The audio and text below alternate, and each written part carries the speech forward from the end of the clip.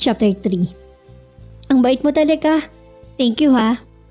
Nasa tono paglalambing ng buntis. Nabola ka pa? Paisbin na tugon ni Marcel sabay akbay niya sa buntis at nagtungo sila sa kusina. Uy, hindi ako marunong mambola, totoo ang sinabi ko. Depensa ni Isay. Hanggang sa nagsimula na silang kumain at dahil pareho silang mahilig sa pakpak ay binigay ni Isay ang isa. By the way Isay, may kinausap ako na isang kakilalang private teacher. Gusto ko kasi kahit nasa bahay ka ipagpatuloy mo ang iyong pag-aaral para hindi masayang ang taon mo. Pahayag ni Marcel at nasurpresa si Isay. Napahinto sa pagsubo ang buntis at yumukoto sabay agos ng kanyang mga luha. Mga luha dahil sa sobrang saya. Bakit Isay? May nasabi ba akong hindi tama? Pag-aalalang tanong ni Marcel. No, masaya lang ako. Sobrang saya Marcel. Dahil binigyan mo ako ng pag-asa para matupad ang aking mga pangarap. Tugon niya. Isay, nakita ko kasi sa iyo na masipag ka at mabait kaya magaan ang loob ko sa iyo. Saan niya rito? Hindi napigilan ni Isay ang mapatayo at lumapit sa lalaki sabay yakap niya sa likod. Maraming salamat Marcel. Tatanawin ko tong malaking utang na loob. Pangako hindi kita bibiguin. Wika nito. Isay, wag mo nang isipin yan ha. Kahit hindi mo tatanawin na utang na loob sa akin, basta ipakita mo lang sa akin na magtatapos ka, not only me. Para sa iyong mga magulang at sa lalaki nagtalikod sa iyo. Payo niya upang mas lalo pang magsikap si Isay. Opo, gagawin ko yan. Salamat. Hanggang sa matapos na silang magapunan at tapos na rin maglinis sa kusina. Kinuha ni Isay ang ice cream at kumuha rin siya ng 2 baso. Bitbit na sana ni Isay ang tray pero maagap tong kinuha ni Marcel. Ako na magdala. Nakangiting side niya at binigay naman yun ng buntis. Umupo sila sa sala doon kumain ng ice cream. Sarap nito. Masayang sabi ni Isay at feel na feel niya ang kinakain. Kung gusto mo araw-araw akong bibili nito. Marcel said. Wag, baka masanay lang ako. Isa pa may babayaran ka pang teacher. Okay lang yun. Magkano lang ba tong kinakain natin? Basta wag na, kahit isang beses lang ng isang linggo masaya na ako. Then gagawin natin. Salamat. Mabilis ang paglipas sa mga buwan. Ngayon ay mag-aanim na ang tiyan ni Isay. At nakapagtapos na rin siya ng 2nd year high school. Sa susunod na pasukan ay magte-3rd year na siya. Si Marcel naman ay isang semester na lang at magiging ganap na doktor na to. Hindi iniisip ni Marcel na nagiging pabigat sa kanya si Isay. Kahit nabawasan pa ang kanyang allowance ay hindi niya to iniisip, lalo na't nakita niyang malalaki ang mga grades nito. Isay, sambit niya na makauwi to galing sa universidad. Po, tugon naman ang buntis at sabay labas mula sa kanyang kwarto. Heto, pasalubong ko sa'yo. Marcel naman, sobra na ang gastos mo, okay lang naman sa akin kung wala kang pasalubong. Kailangan mo yan Isay kasi isasama kita ngayong Friday. Ha? Isasama saan? Gulat niyang tanong. Sa Cordillera. Magbabakasyon muna tayo habang wala pang pasukan. Tinignan ni Isay ang pasalubong ni Marcel. Mga mamahaling whole dress sa mga pinamili niya at may isang makapal na rin na jacket. Nagustuhan mo ba? Tanong nito. Opo, kaso ang mamahal nito Marcel. Baka wala ka ng pera niyan. Pag-aalala niya. Ayan ka na naman. Huwag mo nang isipin yan. Magagalit na talaga ako sa'yo. Pagbibiro ni Marcel at natakot naman siya. Okay, hindi na po. Sumapit ang Friday at maagang umalis sila para makarating sila ng gabi. Wala sa isip ni Isay ang mga nakaambang na mga katanungan mula sa mga magulang ni Marcel. Isay, malayo pang biyahe natin kaya matulog ka muna para hindi mapagod ang baby. Pahayag niya rito. Okay lang naman ako Marcel at unfair naman sa'yo kung matutulog ako at ikaw nagmamaneho. Sanay na ako Isay, pero ikaw alam ko hindi ka sanay at idagdag mo pa na buntis ka. Sige mamaya na lang kapag aantokin na ako, sasabihin ko lang sa'yo. Nakangiting saad niya. Hanggang sa dumating na sila sa Cordillera. Bago pa sila nagtuloy sa bahay nila Marcel ay dumaan muna sila sa isang magarang restaurant. Mag-dinner na lang muna tayo para pagdating natin, matutulog na lang agad tayo. Wika ni Marcel. Sige, ikaw bahala. Good evening, sir. Masayang bati ng isang supervisor ng restaurant. Good evening to you too. Nakangiting tugon niya. Napansin ni Marcel at tumingin ang supervisor sa tiyan ni Isay. Kaya maagap siya nagsasalita sabay akbay niya sa buntis. My wife-to-be. Pakilala niya kay Isay. Good evening, ma'am. Nakangiting bati rin dito sa buntis. Good evening too. Nahihiyan tugon ni Isay. Ang akala ng buntis ay biro lang yun ni Marcel kaya hindi na niya binigyang kahulugan. Pagkatapos kumain ay lumabas sa silang dalawa at nagtaka naman siya na hindi nagbayad si Marcel. At natakot siya na baka ipapupulis sila. Marcel, nakalimutan mo yatang magbayad, baka ipapulis tayo. Pag-aalala niya. Ngumiti si Marcel sabay pisil sa kanyang ilong. Restaurant namin yun. Pagtatapat niya. Nasyak naman siya at halos hindi makapaniwala. Oh, bakit ganyan ang reaksyon mo? Nakangiting tanong nito. Ang ganda kasi ng restaurant nyo. Aniya. Hanggang sa dumating sila sa isang malaking bahay na meron pang security guard na nakabantay. Pagpasok nila sa pinto ay natanaw agad ni Isay ang magulang ni Marcel. Nahalata sa mukha nito ang pagtataka. Nanigas sa mga tuhod niya nang papalapit na sila sa kinatatayuan ng mga magulang ni Marcel. Nakatitig to sa kanya at gustong umatras ni Isay. At tatakbo papalayo dahil nag-aalala siya na baka magalit ang mga to. Ngunit biglang hinawakan ni Marcel ang kanyang palad at lumapit sila. Good evening, Dad. Ma'am, bati niya sa mga magulang sabay halik niya sa mga to. Good evening, Ma'am, Sir.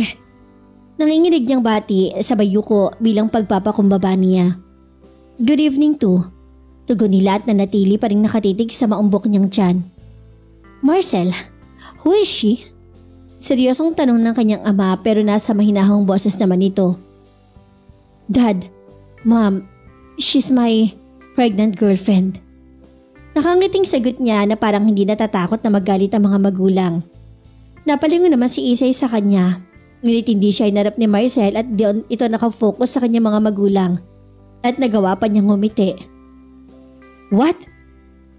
Marcel, are you kidding? Seryosong tanong ng kanyang ina. Ma'am, look, kidding pa ba tong malaking tiyan ng babe ko? Sabi niya sabay himas sa maambok na tiyan ni Isay. Natahimik saglit ang kanyang mga magulang at nagkatingin ng sa isa't isa. Melissa pala ang pangalan niya, Isay naman ang tawag ko sa kanya. Pambubulabog niya sa kanilang katahimikan at si Isay naman ay parang babagsak na sa sobrang takot. Ilang taon ka na, Iha? Tanong ng ama niya. Magkikinsi po ako sa susunod na buwan. Nakayuko niyang sagot na pinigilan ng sarili na hindi papatak ang kanyang mga luha. Diyos mio, Marcel, ano bang ginagawa mo? Pag-aalalang tanong ng ina nito. Sorry ma'am, umiibig ako at hindi ko napigilan ng tukso. Pagsisinungaling niya at nakangiti pa rin sa harap ng mga magulang. Paano ang mga magulang niya? Tanong ng ama. Ayun, galit sila at pinalayas nila si Isay kaya binahay ko na sa kondo. Tugon niya rito. Anong bahalak niyo, Marcel? Tanong naman ng ina. Balak po namin magpakasal kapag 18 na siya. Sa ngayon ipagpapatuloy muna niya ang pag-aaral. My God! Ana nga man ito at hindi makapaniwala na magagawa ni Marcel ang makabuntis ng minor. I'm sorry, Dad, Mom. Actually, hindi ko naman pinabayaan ang aking pag-aaral. Aniya, ano pa bang magagawa namin, Marcel? So welcome to our family, Melissa. Sabay nasabi ng kanyang ina at ama at niyakap ang buntis. Welcome as a new member of our family. Thank you so much. Mangiyak-iyak niyang sagot. Sige na, magpahinga muna kayo at bukas na tayo magkwentuhan. Anong ama niya. Salamat, Dad, Ma'am. Wika ni Marcel. At muling niyakap ang mga magulang. Isinama ni Marcel si Isay sa kanyang kwarto. Sa itaas ng kanilang bahay, na makapasok ang mga to ay agad na inilak ni Marcel ang pinto. Okay ka lang? Nakangiting tanong niya sa buntis. Hindi, paano ba ako magiging okay, Marcel? Nagsisinungaling tayo sa mga magulang mo. Umiiyak niyang sagot. Listen, Isay. Walang dapat na makaalam na ibang ama nang dinadala mo ngayong nakapagsinungaling ako sa aking mga magulang. Ituloy natin ang pagpapanggap sa harapan ng ibang tao. Lalong-lalo na sa aking mga magulang. Aakuin ko ang bata, Isay. Tutulungan kitang makabangong muli basta mananatili lang tong sekreto. Kaya mag-iingat ka sa bawat mong isasagot kapag nagtatanong sila. Pahayag niya rito. Pero natatakot ako, Marcel. Sabi niya na patuloy ang pag-agos ng kanyang mga luha. Shh, huwag kang matakot, Isay. Nandito lang ako at hindi ako lalayo sa tabi mo. Tugon niya at sabay puna sa mga luha nito at niyakap niya to. Tumugon naman si Isay. Pakiramdam niya iligtas siya kapag kasama si Marcel. Maraming salamat, Marcel. Welcome, Isay. Tugon niya rito at kumalas ito sa pagyakap. Magkasama ang dalawa sa iisang kwarto, bagkos hindi sila magkasama sa kama. Si Isay ang natutulog sa kama at si Marcel na may sa ibaba niya.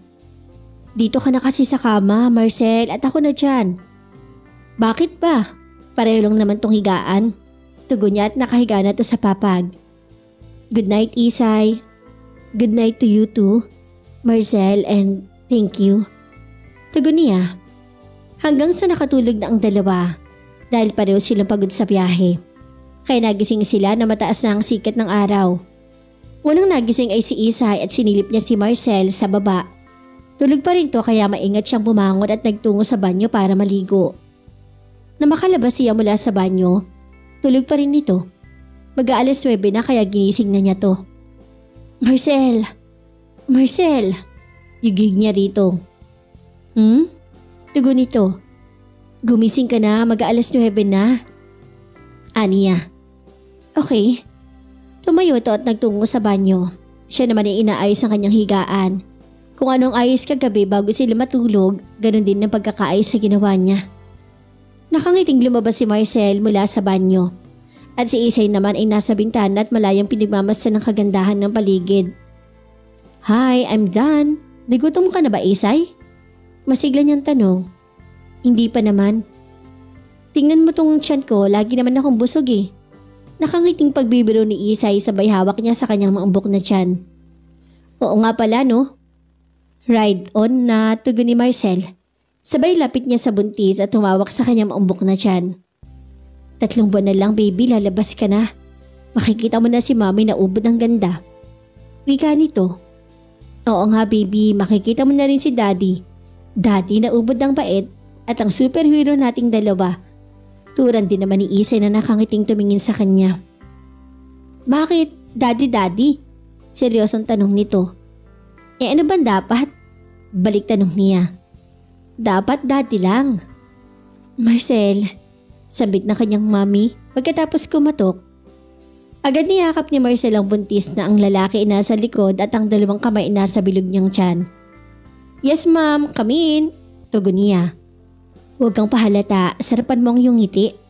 Bulong ni Marcel sa tenga niya. Okay po, malumanay naman niyang saad. Pumasok naman ang ina ni Marcel. Good morning ma'am. Masiglang bati niyan ang kanyang baba ay nakapatong na sa balikat ni Isay. Good morning po. Nakangiting bati naman ni Isay. Good morning too, bakit hindi pa kayo bumababa? Tanghali na. Tinanghali akong gising ma'am. Sagot niya rito. O siya, sige na. Bumaba na kayo at na makapag-almusal at maglakad-lakad kayo sa labas para ma-exercise yung mag-ina mo. Saad nito. Sige ma'am, susunod na kami. Okay, sunod na agad ah. Nakanda ng inyong pagkain at baka lalamig na yon. Salamat po ma'am. Tugon ni Isay. Simula ngayon, call me mommy too. Anang ginang sa kanya. Okay po mami. Naiilang naman yung bigas. Ingatan mo ang mag-ina mo Marcel. Kapag bumaba kayo, bili ng ina nila. Yes ma'am, thank you. Pagkalabas ang ginang ay agad kumala sa pagkakayakap si Marcel at bigla tong malakak ng tawa. Galing nating magdrama Isay. Pang-famas. Nakangiting pahayag pa niya. Oo nga ang galing mo kasing magdrama. Tugon ng buntis. Hanggang sa makababa na ang dalawa at napansin agad ni Isay na mayroong dalawang katulong na naghihintay sa kanila. Good morning sir. Good morning ma'am. Bati ng mga katulong. Good morning too. Tugon ni Isay at ang pakaramdam niya hindi bagay sa kanya na tawagin ng ma'am.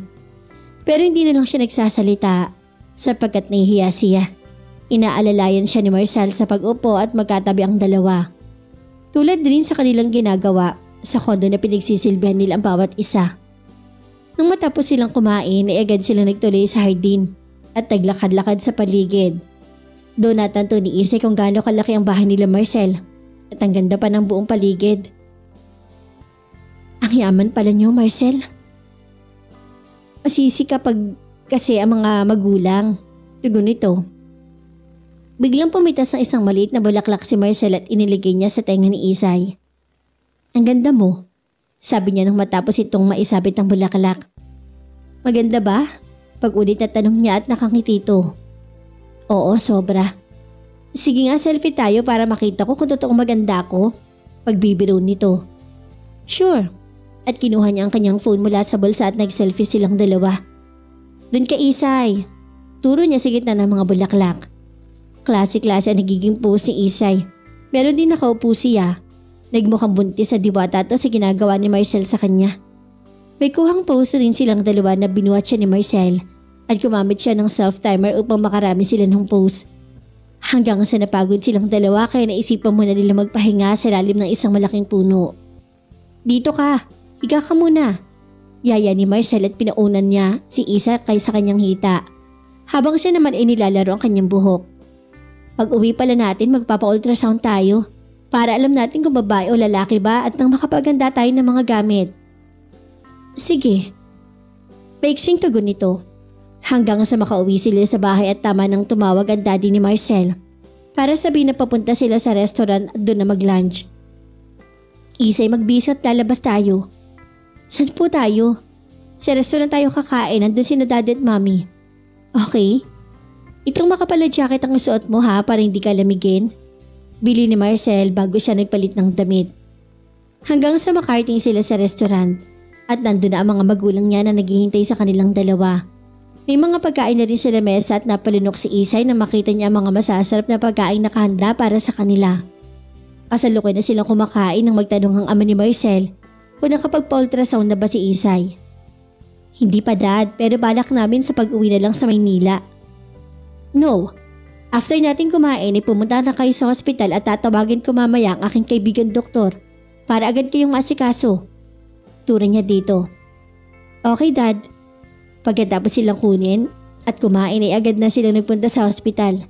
Dumiretso sila sa klinik kung saan ang sinabi ng kanilang ama. Agad na ultrasound si Isa at lalaki ang kanyang pinagbubuntis. Masaya silang pareho sa nagiging resulta at lalong-lalo na si Isay. Gusto mo bang mamasyal muna tayo bago umuwi? Tanong niya dito. Huwag na, doon na lang tayo mag-ikot-ikot sa inyo. Mas maganda pa doon eh. Tugon niya rito. Hanggang sa nakabalik na ang dalawa sa Maynila, ang bili ng mga magulang ni Marcel, wag muna silang umuwi sa Cordillera. At sila na lang muna ang magbibisita sa Maynila. Magsa 7 months na ang tiyan ni Isay at 2 buwan na lang ay manganganak na siya. Dahil sa mga pinakita ni Marcel sa kanya, hindi na sumagi sa kanyang isipan si Echo. Lalo na't inaalagaan ni Marcel ang kanyang sanggol sa sinapupunan niya.